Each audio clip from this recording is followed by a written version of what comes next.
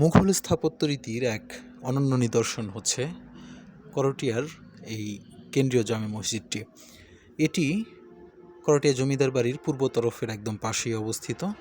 তো এই করটিয়া জামে মসজিদের বিশেষত্ব হচ্ছে এই মসজিদের উপর যে গম্বুজগুলো রয়েছে এগুলোর প্যাটার্ন, এবং সেই সাথে এই মসজিদে আরও অন্যান্য যে আলংকারিক দিকগুলো রয়েছে এগুলো সত্যি দারুণ এক নান্দনিক নিদর্শন মুঘল স্থাপত্যের।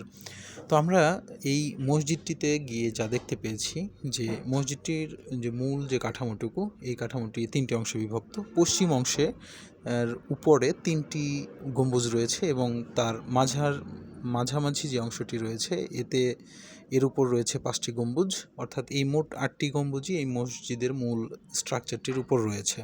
তাছাড়াও একদম শেষ ভাগ অর্থাৎ পূর্ব দিকের যে মসজিদের মূল অংশটুকু রয়েছে সেখানে কোনো গম্বুজ নেই।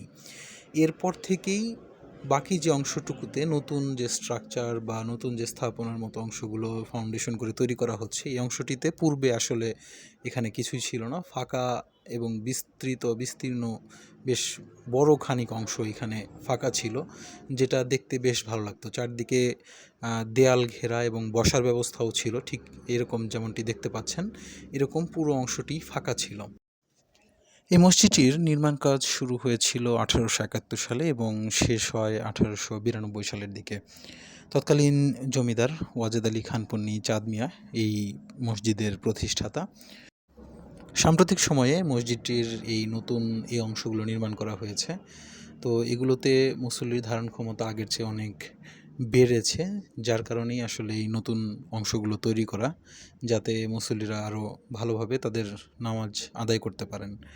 তো নতুন যে অংশগুলো নির্মাণ করা হয়েছে এগুলোর মধ্যেও বেশ নান্দনিকভাবেই চেষ্টা করা হয়েছে এগুলোকে তৈরি করার জন্য।